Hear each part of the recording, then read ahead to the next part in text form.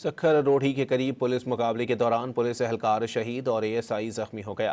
Police के मुताबिक कंधरा थाने की हदूद में डाकू वारदात के इरादे से खड़े थे कि पुलिस मौके पर पहुंच गई। फायरिंग के तबादले में एहलकार गल्लन तनियो मौके पर शहीद जबकि एएसआई बख्तुल्ला तनियो जख्मी हो गया।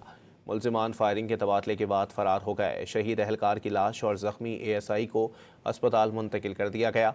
पुलिस ने मफरूर मुलजिमान की गिरफ्तारी के लिए इलाके में सर्च ऑपरेशन शुरू कर दिया। सखर रोढ़ी के करीब पुलिस मुकाबले के दौरान पुलिस एहलकार शहीद और एएसआई जख्मी हो गया। पुलिस के मुताबिक कंधरा थाने की हदूद में डाकू वारदात के इरादे से खड़े थे कि पुलिस मौके पर पहुंच गई। फायरिंग के तबादले में एहलकार गल्लन तनियो मौके पर शहीद जबकि एएसआई बख्तुल्ला तनियो जख्मी हो गया। मुलजिमान फायरिंग के तबादले के बाद फरार हो गए। शहीद एहलकार की लाश और जख्मी एएसआई को अस्पताल मुंतकिल कर दिया गया। पुलिस ने मफरूर मुलजिमान की गिरफ्तारी के लिए इलाके में सर्च ऑपरेशन शुरू कर दिया।